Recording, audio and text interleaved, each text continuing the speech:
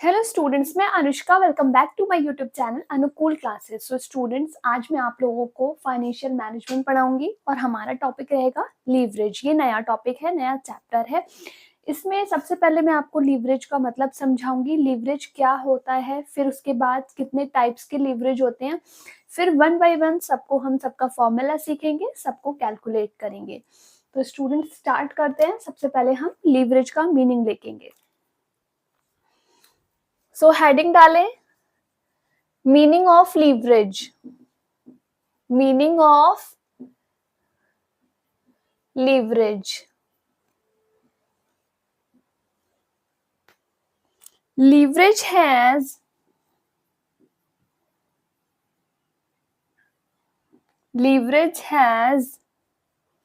special meaning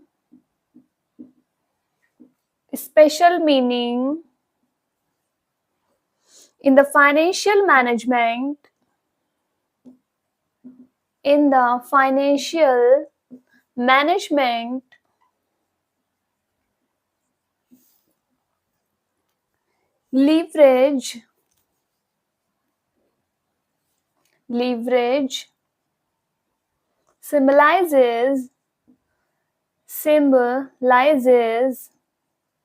leverage symbolizes a condition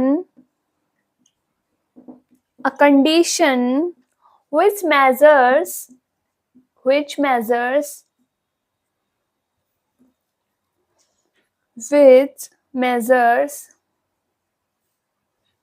the effect on income of equity shareholders due to increase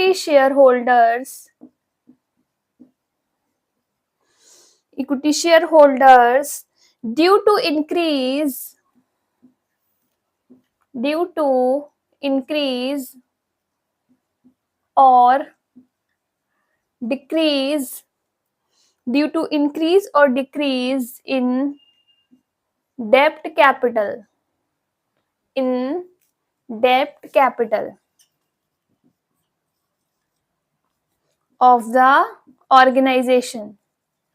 debt capital of the organization. Leverage has special meaning in the financial management. Leverage symbolizes a condition which measures the effect on income of equity shareholders due to increase or decrease in debt capital of the organization. आप लोग इसको note कर लीजिए, फिर हम आगे बढ़ते हैं।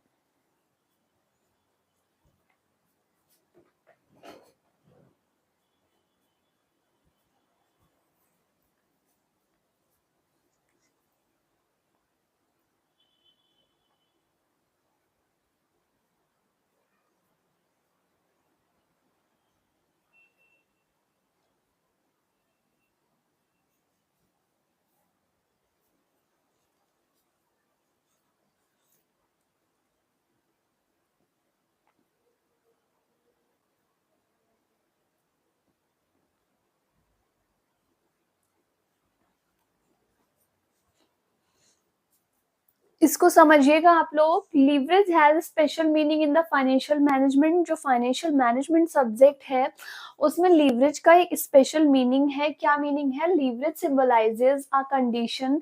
लीवरेज वो कंडीशन शो करता है which measures the effect on income of equity shareholders due to increase or decrease in debt capital of the organization. Students, अगर कंपनी की डेप्ट कैपिटल बढ़ती है, डेप्ट कैपिटल का मतलब होता है,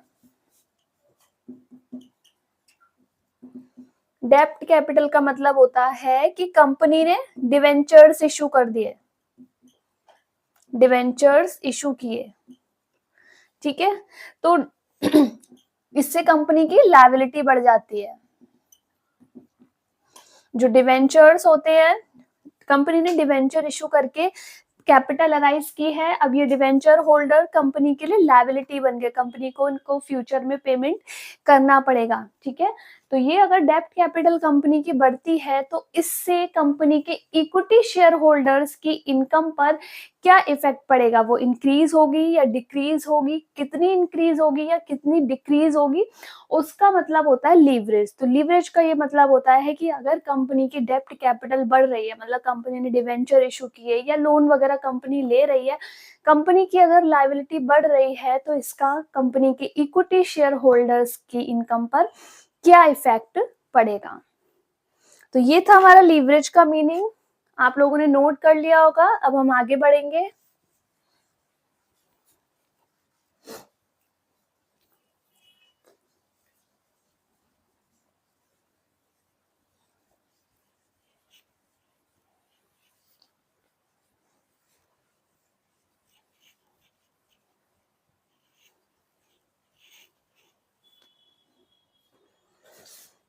types of leverage, types of leverage. Leverage के कितने टाइप्स होते हैं? So there are 3 types of leverage. Leverage 3 तरह का होता है, फर्स्ट, सेकंड एंड थर्ड। 3 तरह का होता है। First is operating leverage,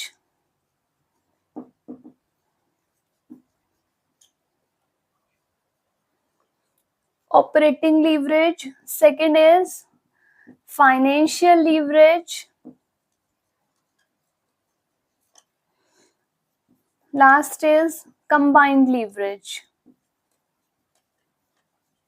combined leverage को हम कॉम्पोजिट लीवरेज भी बोलते हैं।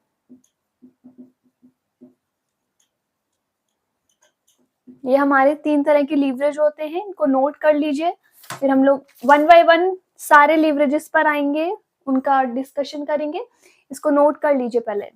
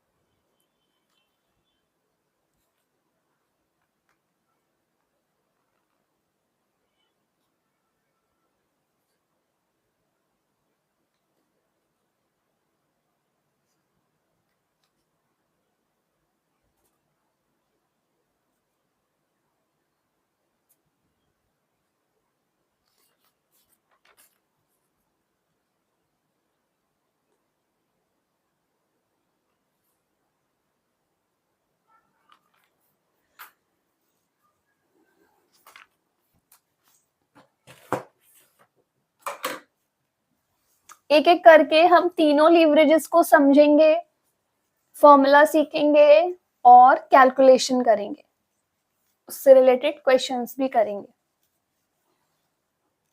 तो सबसे पहले है हमारे पास ऑपरेटिंग लीवरेज।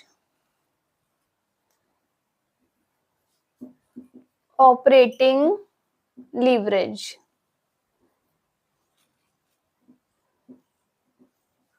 ऑपरेटिंग लीवरेज इसमें नोट करिएगा, द परसेंटेज, ये जो मैं लिखवा रही हूं that is the meaning of operating leverage. The percentage of contribution,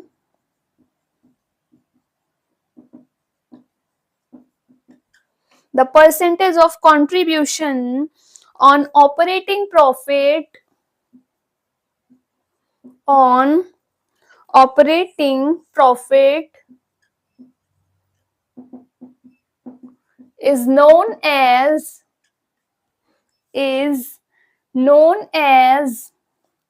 operating leverage.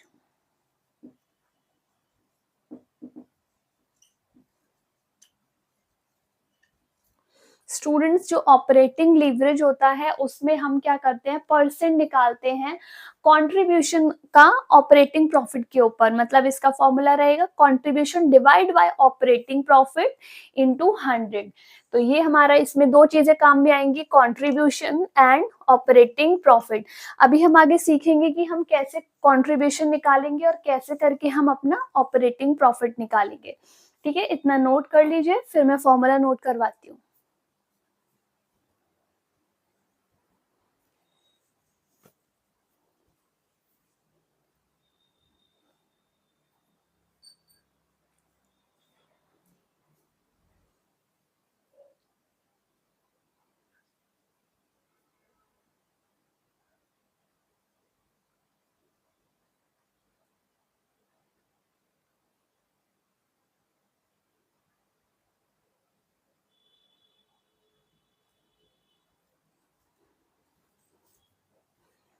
Formula note करेंगे मेरे साथ।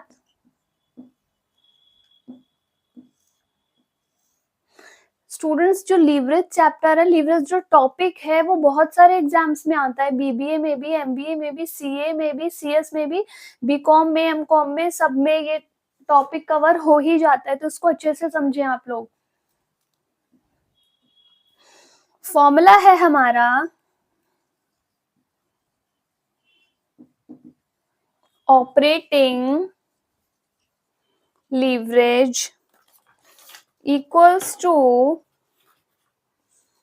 कंट्रीब्यूशन। हमने यहाँ पर पढ़ा था कंट्रीब्यूशन का परसेंट निकालेंगे ऑपरेटिंग प्रॉफिट के ऊपर, तो इसका फॉर्मूला इजी है, contribution upon operating profit, contribution upon operating profit. ये हमारा फॉर्मूला है। आप देखिए यहाँ पर दो टर्म्स यूज हुए हैं, कंट्रीब्यूशन एंड ऑपरेटिंग प्रॉफिट। तो वन बाय वन हमें जानना होगा कि हम कैसे कंट्रीब्यूशन निकालेंगे और कैसे हम ऑपरेटिंग प्रॉफिट अपना निकाल पाएंगे। आप फॉर्मूला नोट कर लीजिए, उसके बाद मैं आगे बढ़ती हूँ।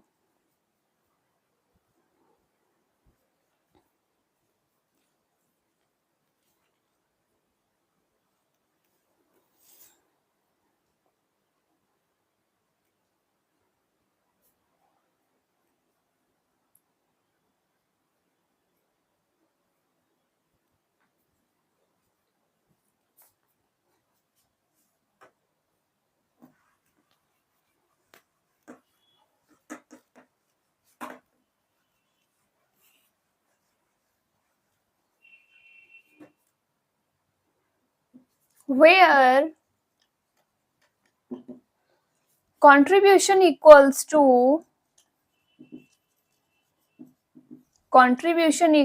to sales minus variable cost, sales minus variable cost. Contribution का मतलब होता है जो भी आपने सेल की है, जितना भी गुड्स आपने बेचा है, उसमें से आप अपनी वेरिएबल कॉस्ट लेस कर दोगे। स्टूडेंट्स, जब आप कोई बिजनेस करते हैं तो आपके दो तरह के खर्चे होते हैं, दो तरह की कॉस्ट होती है। एक होती है फिक्स्ड कॉस्ट, जो फिक्स रहती है, चाहे आप कितने भी प्रोडक्ट्स सेल करो आपकी वो कॉस्ट फिक्स रहेगी, जैसे रेंट हो गया, इलेक्ट्रिसिटी हो गई, इस तरह के खर्चे फिक्स्ड होते हैं। आप चाहे प्रोडक्ट कम बेचो या ज्यादा बेचो, इससे कोई फर्क नहीं पड़ता। लेकिन वेरिएबल कॉस्ट होती है चेंजेबल। अगर आप ज्यादा प्रोडक्ट्स बेचते हो तो ये खर्चा आपका बढ़ जाएगा, अगर आपकी कम सेल होती है तो वेरिएबल कॉस्ट आपकी कम हो जाएगी। ये डिपेंड होती है सेल्स पर। ठीक है, तो हम सेल्स में से अपनी वेरिएबल कॉस्ट लेस कर देंगे, हमारे पास आ जाएगा कंट्रीब्यूशन। इसके ये हमारा हो गया। इसके बाद ये टर्म यूज हुआ है ऑपरेटिंग प्रॉफिट, इसको समझेंगे हम लोग। ऑपरेटिंग प्रॉफिट,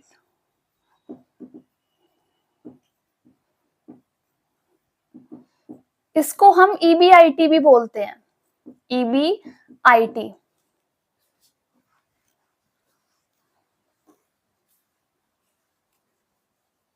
ईबीआईटी की फुल फॉर्म होती है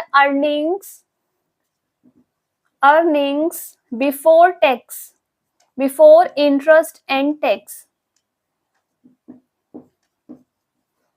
E means earnings, B means before, I means interest, T means tax. जो भी हमारी अर्निंग्स हैं, जो हमने अर्न किया है, वो बिना इंटरेस्ट और बिना टैक्स को डिडक्ट किए जा रहा है, उसे हम बोलते हैं earnings before tax, interest and tax, मतलब EBIT। अब आप देखिए इसको कैसे निकालेंगे हम।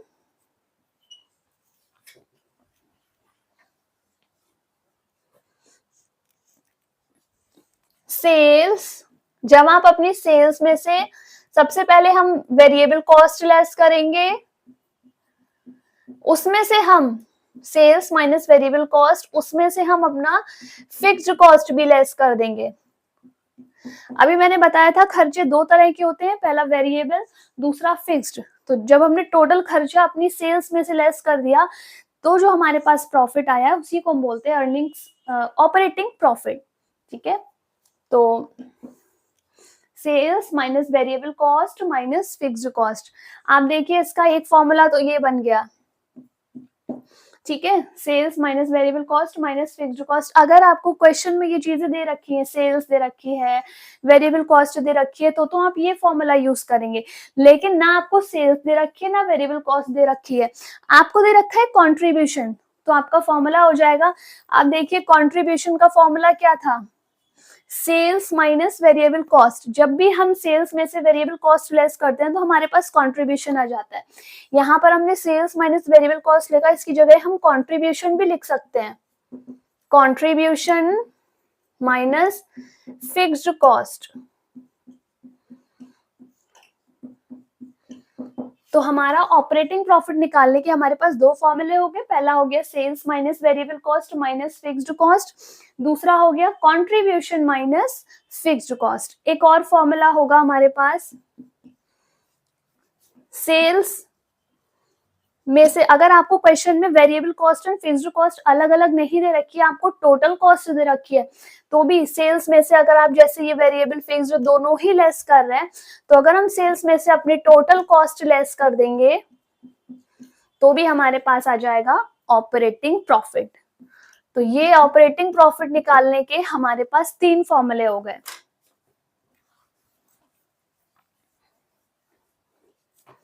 ऑपरेटिंग प्रॉफिट मतलब earnings before interest and tax, EBIT, इसको निकालने के तीन फॉर्मूले हैं, sales minus variable cost minus fixed cost. जब हमें ये चीजें दे रखी होंगी तीनों, second is contribution minus fixed cost. जब हमें ना सेल्स दे रखी है ना वेरिएबल कॉस्ट दे रखी है, हमें सिर्फ कंट्रीब्यूशन और फिक्स्ड कॉस्ट दे रखी है, तो हम ये फॉर्मूला लगाएंगे। जब हमें fixed cost and variable cost अलग अलग नहीं दे रखी है, हमें टोटल कॉस्ट दे रखी है क्वेश्चन में, तो हम अपना ये फॉर्मूला लगाएंगे, sales minus total cost. Note कर लीजिए।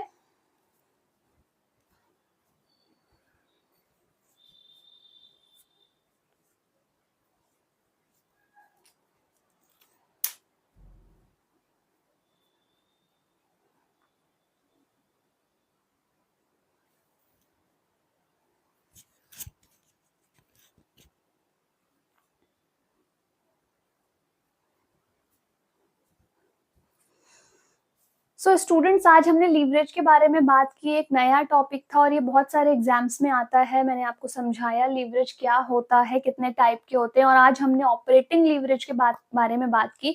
नेक्स्ट क्लास में मैं आपसे combined leverage and financial leverage के बारे में बात करूंगी। आई होप आप लोगों को सब कुछ अच्छे से समझ में आया होगा। सो आज की क्लास हम यहीं पर ओवर करते हैं। Thank you so much.